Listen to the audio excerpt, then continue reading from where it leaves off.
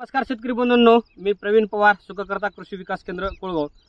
शेतकरी बंधूंनो, आज आपण आहोत एका सोयाबीनच्या प्लॉटवर। विषय असा चर्चेचा आहे की आता सध्याची जी अवस्था आहे, आमच्या भागातील जे सध्याची सोयाबीनची अवस्था आहे ते जवळपास 30-35 दिवसाचे प्रत्येक शेतकऱ्याची सोयाबीन झाली। तर सध्याच्या परिस्थितीतली रोगराई आणि त्याच्यावर कशा पद्धतीने आपण नियोजन करायला पाहिजे, फवारणी काय करायला पाहिजे, याच्यात थोडक्यात आपण माहिती घेणार आहोत। शेतकरी मित्रांनो, आमच्या भागामध्ये जो पण भाग आहे याच्यामध्ये आमच्या भागामध्ये एकदम अतिशय तुरळक स्वरूपाचा पाऊस पडलेला आहे। त्यामुळं व्यवस्थित असे पिकाची वाढ, म्हणजे अति पाऊस नाही कमी नाही, त्यामुळे समाधानकारक बऱ्याच सोयाबीनच्या वाढी झालेल्या आहेत। यावर्षीचं जे सीझन राहिले याच्यामध्ये उगवण शक्ती सोयाबीनची भरपूर प्रमाणात राहिल्यामुळे बरेच सोयाबीन दाट झाली।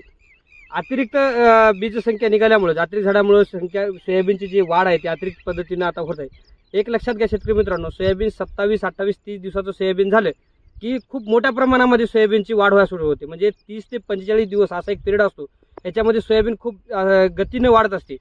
तर पिकाची अतिरिक्त जर काय वाढ जर झाली तर जे समजा उदाहरणार्थ आता हे झाड घे बघा, आता हे याच्यामध्ये याची वाढ बघा, हे जवळपास आता एक 1.25 फूट हाईट याची जवळपास झालेली आहे, 1 ते 1.25 फूट।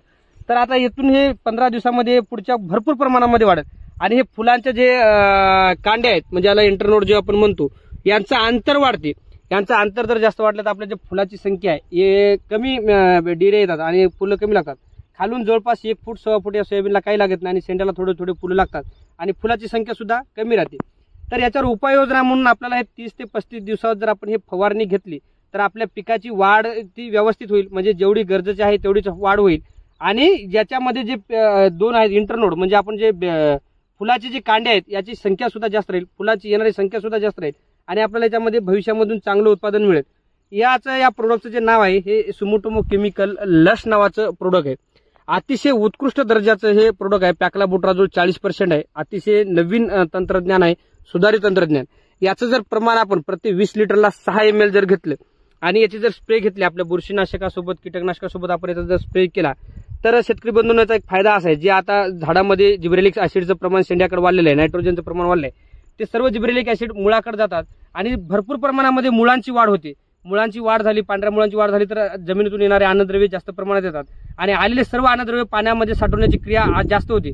त्याच्यात फळस्वरूप आपल्याला सोयाबीनवर अतिशय सुंदर अशी हिरवीगार कळा येते, पानाची रुंदी जाडी वाढते आणि त्यामुळे आपलं अन्नद्रव्य साठवण जास्त झाल्यामुळे आपल्याला भविष्यामध्ये जर अति पाऊस जरी झाला किंवा कमी पाऊस झाला त्या टायमाला ते अन्नद्रव्य पिकाला पुरतात आणि जास्त प्रमाणात फुलं जरी लागली ते लागले तेवढ्या फुलाला अन्नद्रव्य पुरतात। म्हणजे भविष्याची तयारी म्हणून आपल्याला कायिक वाढीवर पिकाचा भर कमी करून व्यवस्थित वाढ, म्हणजे सोयाबीन शेतकरी मित्रांनो जास्त जर वाढलं तर उत्पादन येत नाही।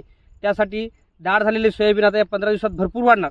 त्याचं प्रिव्हेंटिव्ह म्हणून प्रत्येक शेतकऱ्यानं 5 ते 6 ml लश एका पंपाला, म्हणजे 20 लिटरसाठी जर वापरले आणि त्याच्यासाठी जर आपण याची फवारणी जर घेतली कीटकनाशक बुरशीनाशकासोबत अन्नद्रव्यासोबत तर आपल्याला भविष्यामध्ये येणारे उत्पादन नक्कीच वाढेल।